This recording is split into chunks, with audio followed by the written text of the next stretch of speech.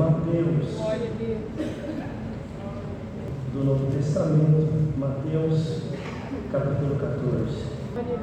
E logo ordenou Jesus que os seus discípulos entrassem no barco e fossem adiante para outra banda, enquanto despedia a multidão. E despedida a multidão, subiu ao monte para orar à parte.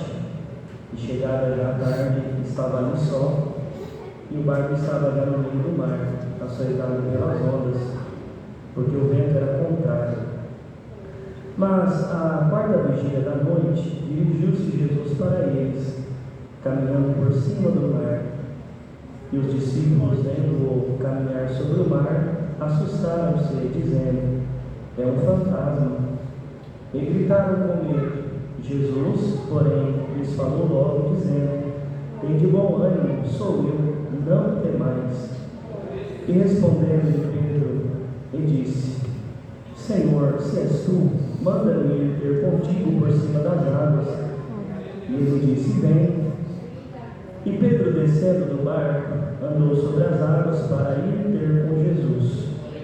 Mas sentindo um vento forte, teve medo. E começando a ir para o fundo, clamou, dizendo: Senhor, salva-me. E logo Jesus, estendendo a mão, segurou-o e disse-lhe: homem de pouca fé, por que duvidaste? E quando subiram para o barco, acalmou o vento. Então aproximaram-se os que estavam no barco e adoraram-o, dizendo: és verdadeiramente o Filho de Deus.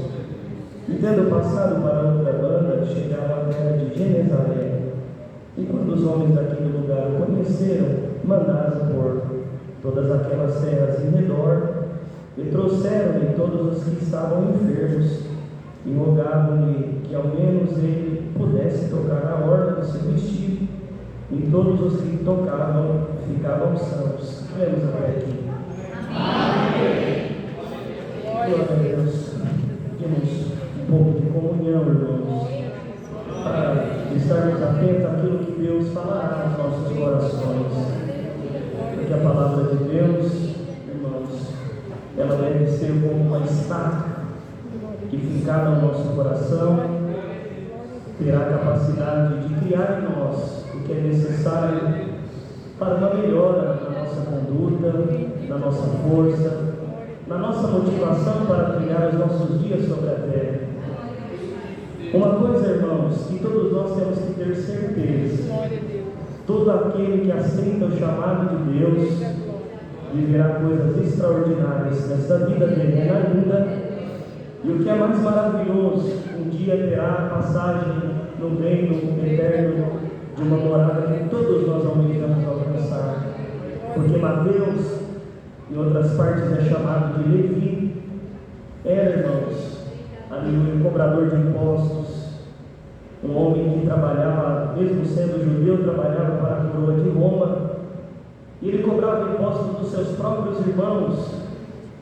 E muitos deles ali, irmãos, não falam muito acerca de Mateus, mas quando nós olhamos para a situação de Zaqueu, por exemplo, porque muitos dos que eram cobradores, além de cobrar o valor do imposto, ainda tiravam uma parte para si mesmo, ali roubava do povo. Mas um dia o Senhor, passando pelo caminho que Mateus estava, pediu que o seguisse. E ele ainda quis argumentar: deixe primeiro que eu vá enterrar meu pai. E ele ouviu da boca de Cristo, irmão, uma palavra que aos nossos ouvidos parece dura. Ele disse: ô Mateus, deixe que os mortos enterrem os seus mortos, segue-me tu. E veja, irmãos, que quando Mateus é convidado a seguir o Senhor, não é feito sobre ele nenhuma promessa. Ainda que o próprio Cristo participa de um jantar na casa de Mateus, e vendo tudo aquilo, os fariseus dizem assim: mas este homem, ali ele come com os publicanos, com os cobradores de impostos, anda no meio das prostitutas, está junto daqueles que carregam vícios da bebida. Havia sempre uma crítica. E um dia o Senhor Jesus, olhando para os fariseus, disse assim: eu mandei João Batista, que não comia e bebia, andava pelo caminho do deserto vestido de pele de animal, comia mel silvestre, gafanhoto, e vocês diziam que tinha demônio nele. Agora vem eu, comendo e bebendo, e vocês também dizem que tem demônio. Glória ao nome do Senhor. Como quem querendo dizer: os olhos de vocês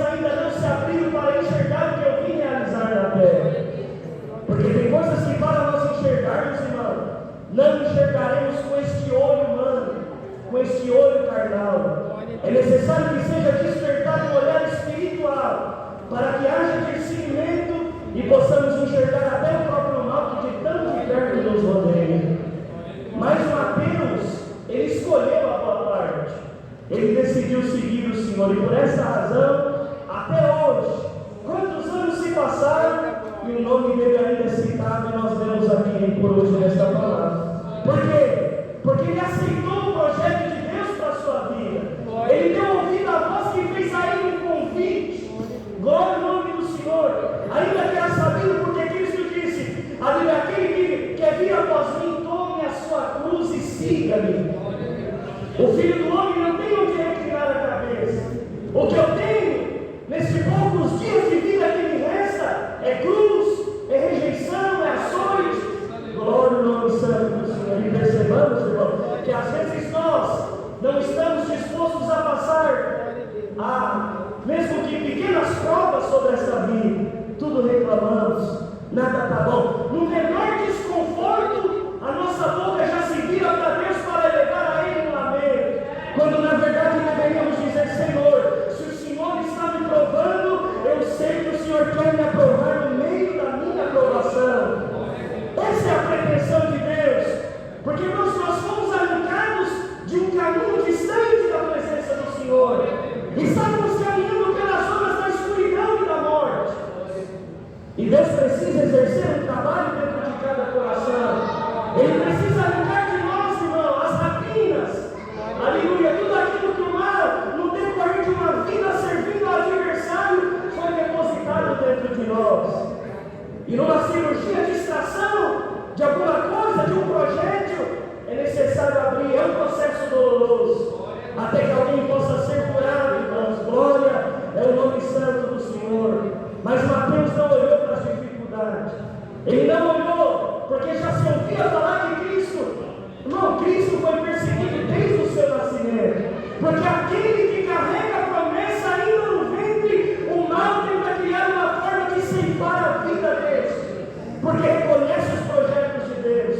Não foi diferente de Moisés, irmão. Mas Deus que promete, que projeta, Ele é fiel para cumprir e para levar avante a proposta que tem na vida de cada um de nós. Se você está na companhia de Cristo, o mal não vai interromper as obras que Deus realizará na tua casa, diz o Senhor. Porque Mateus, ele não olhou para as dificuldades. Ele se concentrou naquilo que ele estava seguindo. Porque há muitos já falavam dele sobre obras, milagres e prodígios. Ele dizia: o meu lugar é do lado desse homem. Bendito seja o nome do Senhor. Ainda que ele não veio com aparência, irmão, porque ele não veio assentado sobre cavalos brancos, sobre um reino, aleluia, vestido de ouro, não. Ele veio transvestido de humildade e simplicidade. Nasceu no